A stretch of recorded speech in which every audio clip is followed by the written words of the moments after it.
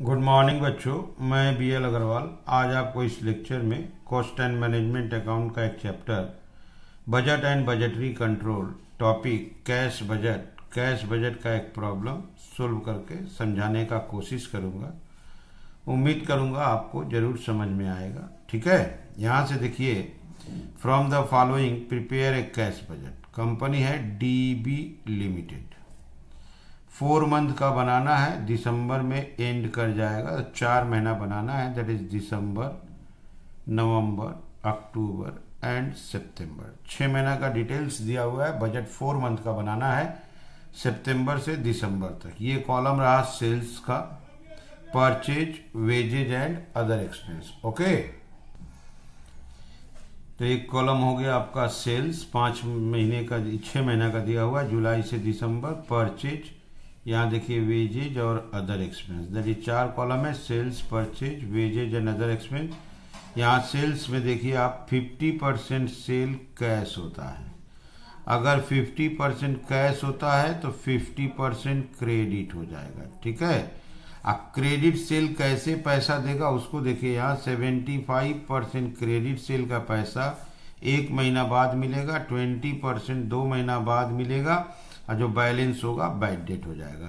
तो सेल में 50% cell cash है, 50% सेल क्रेडिट है। अब क्रेडिट सेल का पैसा कैसे मिलेगा? 75% 1 महीना बाद, 20% 2 महीना बाद, बैलेंस बैड डेट। यहाँ देखिए 25% परचेज क्रेडिट पर है, तो इसका मतलब हो गया 75% परचेज आपका कैश होगा। ये परचेज का कॉलम है, 75% परचेज कैश लिखेंगे और 25% परचेज क्रेडिट होगा। अब क्रेडिट पेमेंट देखिए 70% ऑफ क्रेडिट परचेज 1 महीना बाद दे देंगे और 30% को 2 महीना बाद दे देंगे। तो ये जो सेल्स है इसमें कैश सेल है आपका 50% क्रेडिट सेल है। अब क्रेडिट सेल का कलेक्शन होगा 75% 1 महीना बाद, 20% 2 महीना बाद, अब 5% जो बैलेंस बचा वो बैड डेट। ये जो परचेज है इसमें 75% परचेज कैश परचेज है, 25% परचेज क्रेडिट है। क्रेडिट परचेज का पेमेंट होगा 70% payment 1 month after, 30% 2 month after. सवाल को स्टार्ट करने के लिए ओपनिंग कैश चाहिए। यहाँ देखिए सितंबर का ओपनिंग कैश 47 दिया हुआ है, तो ये हो गया, डी तक पहुंच गए। वेजेज बोला है कि अगला महीना को 3 तारीख को दे देना है। इसका मतलब हुआ सितंबर में अगस्त का जो वेजेज है वो सितंबर में 3 को देंगे।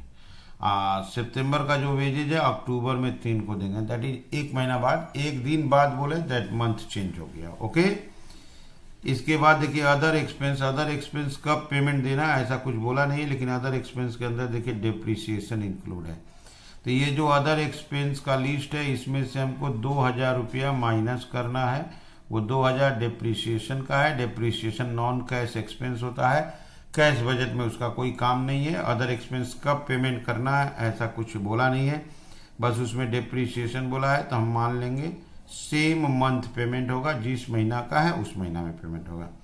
यहाँ देखिए एक नया आइटम आया, कमीशन 5% देना है सेल के ऊपर। ये रहा टोटल सेल, इसके ऊपर 5% कमीशन देना है 1 महीना बाद। और ये अदर एक्सपेंस से अलग होगा, इसका अदर एक्सपेंस से कोई लेना देना नहीं है। तो यहाँ सितंबर में कमीशन देंगे, इसका 5%, यहाँ कमीशन देंगे तो इसका 5%। 60,000 का मशीन खरीदा गया है और मशीन का पेमेंट करना है सितंबर महीना में। परचेज ऑफ मशीन 60,000 का पेमेंट होगा। ये देखिए रिसीट्स है, डिविडेंड ऑन इन्वेस्टमेंट 10,250 रुपया मिला है। अब मिला किस मंथ में? नवंबर में। ओके, यहाँ देखिए 10% डिवेंचर है 1 लाख, 10% डिवेंचर 1 लाख, तो इंटरेस्ट आपका 10,000 हुआ। इंटरेस्ट देना कब है? मार्च में, जून में और सितंबर में, दिसंबर में, दैट इज 4 बार देना है 1 क्वार्टर, मतलब इंटरेस्ट 2500 करके देना है। मार्च में देना है, जून में देना है, हमारे कॉलम के हिसाब से सितंबर और दिसंबर में देना है। क्लियर? अब यहाँ पे थोड़ा सा ओवरड्राफ्ट का बात देखिए। अगर हमारा बैलेंस डेफिसिट होता है एनी मंथ में, तो हम लोग ओवरड्राफ्ट अरेंज करेंगे फ्रॉम बैंक। इस ओवरड्राफ्ट को as early as possible surplus cash से रिपेड कर देंगे। अगर हमारे यहाँ निगेटिव बैलेंस आता है तो हम बैंक से ओवरड्राफ्ट फैसिलिटी लेंगे, और जैसे ही पॉजिटिव बैलेंस होने लगेगा as early as possible overdraft pay कर देंगे। इसके लिए बोला है इंटरेस्ट को इग्नोर किया जाए, इंटरेस्ट बोल के कुछ नहीं लगेगा। ओके, तो ये रहा क्वेश्चन। कैश बजट बनाना है, ओपनिंग कैश बैलेंस मालूम है, रिसीट्स में कैश सेल है, कलेक्शन फ्रॉम डेटर है और एक डिविडेंड है। बाद बाकी सारा पेमेंट है प्लस क्लोजिंग कैश बैलेंस को ध्यान देना। ठीक है, चलिए इसको सोल्व करके देखते हैं। ये रख दिया आपके सामने format, Messrs DB Limited, statement of cash budget सितंबर, अक्टूबर, नवंबर और दिसंबर। क्वेश्चन स्टार्ट होगा opening cash balance. Clear, opening cash balance आपका 47,000 था। इसमें ऐड करेंगे रिसीट्स, जो भी रिसीट्स हो, रिसीट्स में आपका एक कैश सेल था, जो भी सेल्स था उसका 50% कैश सेल था, तो सितंबर का हाफ 37,500, अक्टूबर का हाफ 45,000, नवंबर का हाफ 52,500, दिसंबर का हाफ 60,000। हाफ क्रेडिट सेल हो जाएगा तो वहां से आएगा आपका कलेक्शन फ्रॉम डेटर। ओके, और एक आइटम देते हैं dividend on investment. Dividend on investment बोल के एक इनकम था, वो अमाउंट था डिविडेंड 10,250 नवंबर मंथ में था, 10,250। ठीक है, आपको कलेक्शन फ्रॉम डेटर का वर्किंग दिखाएंगे। ये देखिए आप, ये रहा सेल्स का कॉलम।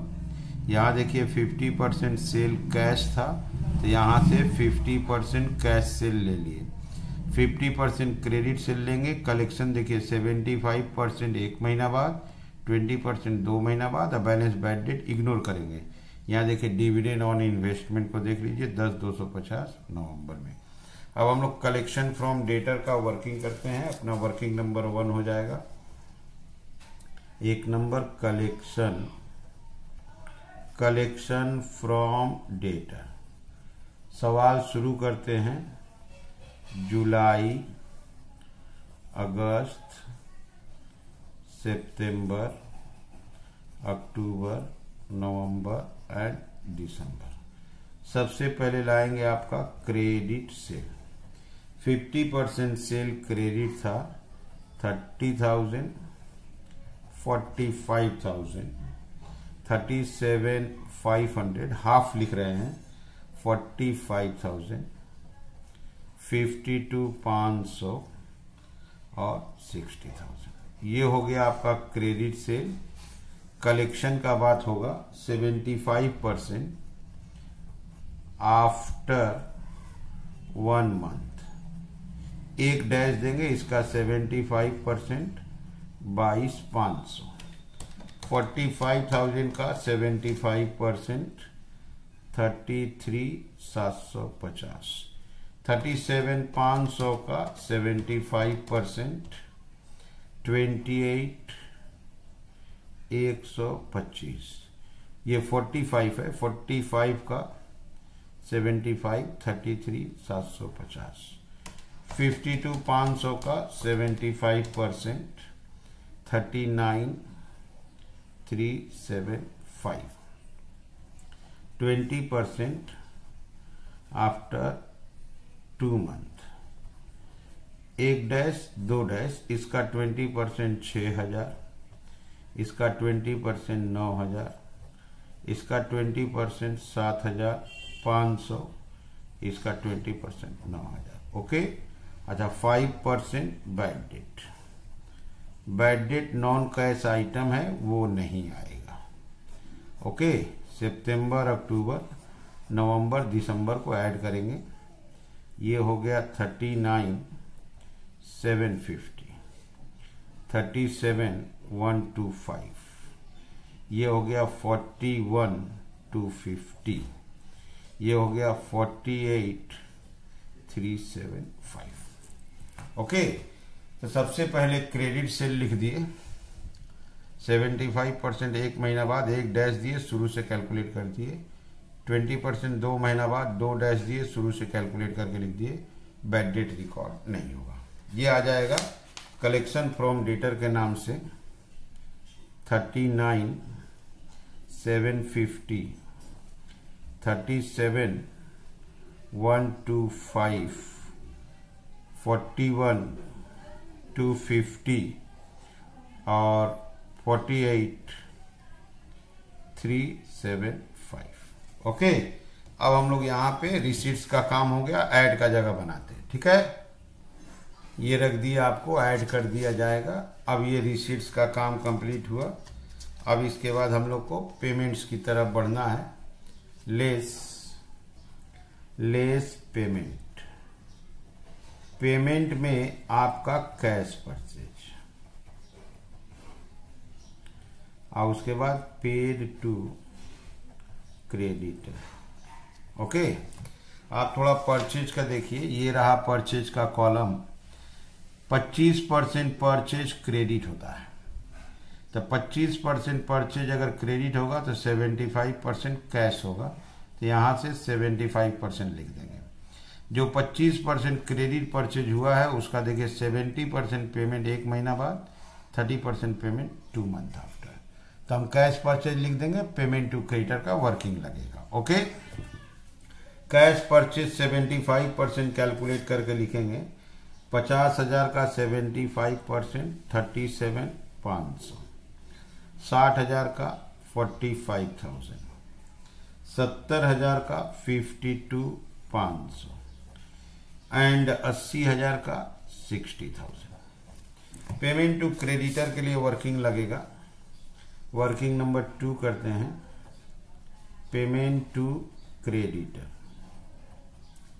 पेमेंट टू क्रेडिटर में सबसे पहले आपको लाना होगा क्रेडिट परचेज। 25% परचेज क्रेडिट है, जुलाई में 10,000, उसके बाद आपका 15,000 क्लियर है, 12,500, उसके बाद 15,000, 17,500, 20,000। ये हो गया credit purchase. 70% payment after 1 month है, 70% आफ्टर 1 मंथ। 1 मंथ 1 डैश, इसका 70% 7,000, 10,500, 12,500 का 70% 8,750, 10,500, 17,500 का 70% 12,250, 30% आफ्टर 2 मंथ, 2 डैश, इसका 30% 3,000, इसका 30% 4,500, इसका 30% 3,750। चेक कर लेते हैं, 12,500 का 30%, अच्छा, इसका 30% 4,500। तो सबसे पहले क्रेडिट परचेज लिख दिया गया। 25% परचेज का क्रेडिट परचेज था, 70% 1 महीना बाद दिए, 30% 2 महीना बाद। इसको ऐड करते हैं, 13,500, ये हो गया 13,250, ये हो गया 14,250, ये हो गया 16,750। ओके, अब ये पेमेंट टू क्रेडिटर के नाम से आ जाएगा। 13,500, 13,250, 14,250, 16,750। तो कैश परचेज ले लिए, पेमेंट टू क्रेडिटर ले लिए। वेजेज का देखिए लिखा है 3 तारीख को दे देना, दैट इज 1 महीना बाद। अदर एक्सपेंस कब देना है ऐसा नहीं लिखा है, लेकिन उसमें 2,000 डेप्रिसिएशन है, सेम मंथ कर देंगे, 2,000 डेप्रिसिएशन माइनस करके लिख देंगे। ओके, वेजेज 1 महीना बाद देंगे, सितंबर में अगस्त वाले को देंगे, that is 10,500, 10,500, 17,500, 17,100 and 12,000। Expenses, other expenses same month लिखेंगे, लेकिन 2,000 कम कर देंगे, तो 8,000 के जगह पे 6,000 लिखेंगे। 7,850 के जगह 5,850, 7300 के जगह पे 5300, 7050 के जगह पर 5050। ओके, 2-2000 रुपया कम कर दिया। कमीशन देना है 5% सेल का 1 महीना बाद, जो अदर एक्सपेंस से अलग होगा। यहाँ सितंबर में कमीशन देना है तो अगस्त में यहाँ से 5% कैलकुलेट करेंगे। Sales commission okay, sales commission देना है 5%, तो यहाँ 4500, 3750, 4500 ओके, एंड 5250 निकाल कर चेक कर लेते हैं। 1,05,000 का 5%, यस 5250 ओके। तो आपका देखिए एक नंबर ओपनिंग कैश ले लिए, कैश सेल कैश परचेज ले लिए, कलेक्शन पेमेंट ले लिए, वेजेज हो गया, अदर एक्सपेंस कमीशन हो गया। मशीन 60,000 का खरीदे, सितंबर महीना में पेमेंट करना है, तो मशीनरी 60,000 रुपया का देना है पेमेंट आपका। सितंबर से ही स्टार्ट था, यहाँ 60,000 दे दिए। इसके अलावा आप लास्ट आइटम देखिए, डिवेंचर है 1 लाख का 10%, 10,000 इंटरेस्ट हुआ। क्वार्टरली देना है, दैट इज 2,500 देना है। देना कब है? मार्च में, जून में, सितंबर और दिसंबर में। तो हम लोग का सितंबर और दिसंबर आएगा डिवेंचर इंटरेस्ट 2,500 सितंबर में देंगे और 2,500 दिसंबर में देंगे। ओके, तो ये हो गया आपका सारा एंट्री। अब रहा क्लोजिंग कैश के लिए, आप एक बार देख लो। कैश बैलेंस अगर हम लोग का डेफिसिट होता है तो बैंक ओवरड्राफ्ट अरेंज करना है, और बैंक ओवरड्राफ्ट जैसे ही पैसा आएगा रीपे कर देना है, इंटरेस्ट को ध्यान नहीं देना है। ओके, ये सारा इंफॉर्मेशन रिकॉर्ड हो गया है। अब चलिए इसको भी ऐड करके फिर लेस उस करने का अरेंजमेंट करते हैं। तो ठीक है, सितंबर मंथ में ओपनिंग बैलेंस 47,000 था, कैश सेल 37,500 था, कलेक्शन 39,750 था।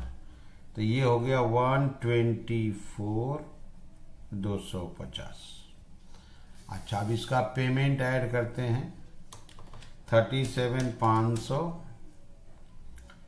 13,500, 10,500, 6,000, 4,500, 60,000 और 2,500। ये आ गया 134,500। पेमेंट देखिए बेसी है, रिसीट्स कम है, तो यहां लाते हैं closing cash balance before bank OD. तो क्लोजिंग कैश बैलेंस निगेटिव आ जाएगा क्योंकि रिसीट्स कम है। बैलेंस आपका आ गया 10,250। Overdraft taken, overdraft repaid. Okay, अगर बैलेंस निगेटिव है, बैलेंस अगर निगेटिव है तो हमको बैंक से ओवरड्राफ्ट लेना होगा 10,250। तो हमारा फाइनल क्लोजिंग बैलेंस नील हो गया। Closing cash balance clear. तो ऐसा क्वेश्चन में लिखा हुआ था कि अगर बैलेंस डेफिसिट होता है तो बैंक से ओवरड्राफ्ट लेके मेकअप कर देंगे, और जब सरप्लस होगा तो बैंक को रिफंड कर देंगे। तो हमारा रिसीट्स था 124,250, पेमेंट था 134,500। तो हमारा 10,250 का शॉर्टेज है, 10,250 ओवरड्राफ्ट ले लिए, बैलेंस हो गया नील। ये नील अगले मंथ में चला गया। ओके, अब अगले मंथ को ऐड करते हैं। 45,000, 37,125, 82,125, 82,125 रिसीट्स आया। अब पेमेंट को ऐड करते हैं। 45,000, 13,250, 17,500, 5850, 3750, पेमेंट इज 85,350। और ऊपर देखिए 82 125, फिर निगेटिव हो जाएगा। ओके, अब फिर निगेटिव हो रहा है 3225। तो हम लोग बैंक से ओवरड्राफ्ट 3225 का लेंगे, ठीक है, जिससे क्लोजिंग बैलेंस नील हो जाएगा। तो ये ओवरड्राफ्ट टेकन 2 बार हो गया, आगे इसको रिफंड करना पड़ेगा, ठीक है। यहां पर बैलेंस को वापस लाए, दैट इज नील। अब रिसीट्स ऐड करते हैं 52,500, 41,250, 10,250, ये हो गया 1,04,000। पेमेंट ऐड करेंगे, पेमेंट देखते हैं आपका 52,500, ओके, 14,250, 17,100, 5,300, 4,500, 93,650, ओके, 93,650। यहाँ रिसीट्स हम लोग का था 1,04,000, पेमेंट देखिए 93,650, बैलेंस बचेगा 10,350। बैलेंस बच गया तो ओवरड्राफ्ट लेना नहीं है, जो ओवरड्राफ्ट लिए थे उसको रिफंड करेंगे। यहाँ देखिए 10,250 लिए थे, बैलेंस 10,350 है, तो इसमें से 100 हो जाएगा, तो यहाँ रिफंड कर देंगे 10,350, तो बैलेंस नील हो जाएगा। यहाँ देखिए ये पूरा रिफंडेड हो गया, इसमें से 100 रिफंडेड हो गया, तो अभी 3,125 रुपया ओवरड्राफ्ट अभी और है। अब यहाँ इस बैलेंस को लाते हैं, यहाँ आपका नील, अब इसको ऐड करते हैं, ये हो गया 108,375। पेमेंट को ऐड करेंगे, ओके, पेमेंट को ऐड करते हैं। पेमेंट है आपका 60,000, 16,750, 12,000, 5050, उसके बाद 5250 एंड लास्ट है 2,500। यहाँ है 101,550, 101,550, और ऊपर देखिए अब बेसी पैसा है 108,375। इसका मतलब यहाँ बैलेंस आपका बचा है 68,25। अच्छा, ओवरड्राफ्ट लेना नहीं है, रिफंड करना है। यहाँ देखिए 10,250 वापस था, इसमें से 100 वापस था, तो यहाँ 3,125 रिफंडेड हो जाएगा। 3,125 रिफंडेड कर देंगे, क्योंकि यहाँ 10,350 रिफंडेड हो चुका है, ये पूरा ही रिफंडेड हो गया, इसमें से 100 रिफंडेड हो गया, तो इसमें से बचा हुआ है 3,125। 3,125 रिफंड करने के बाद बैलेंस बच गया आपका 3,700। क्लियर है? ये हम लोग का फाइनल क्लोजिंग कैश बैलेंस है। सबसे पहले देखिए ओपनिंग कैश बैलेंस लिखे, कैश से लाया, कलेक्शन फ्रॉम डेटर वर्किंग से लाए, और डिविडेंड रिसीव्ड आपका नवंबर में दिया था। ओके, यहाँ पेमेंट में देखिए कैश परचेज है, पेमेंट टू क्रेडिटर वर्किंग से आया, वेजेस दिए, अदर एक्सपेंस, डिप्रिसिएशन माइनस करके, sales commission, machine, debenture interest. यहाँ पर जब हम बैलेंस निकाले तो ये निगेटिव हो गया, तो लोन से ओवरड्राफ्ट से उसको मेकअप करके बैलेंस नील कर दिए। ये प्रोसेस सेकेंड मंथ में भी चला, यहाँ भी निगेटिव हो गया, ओवरड्राफ्ट से मेकअप कर दिए। क्लियर है? उसके बाद वाले मंथ में पॉजिटिव आ गया, तो हमको ये रिफंड करना था, ये रिफंड हो गया, इसमें से 100 रुपया रिफंड हो गया। उसके बाद मंथ में फिर से पॉजिटिव आया, तो इसमें से 100 रिफंड हुआ था, 3,125 बचा हुआ था, उसको रिफंड कर दिए, क्लोजिंग बैलेंस 3,700 हो गया। तो ये हो गया आपका cash budget with maintaining closing cash balance. उम्मीद करेंगे आपको जरूर समझ में आया होगा। Okay, thank you, bye.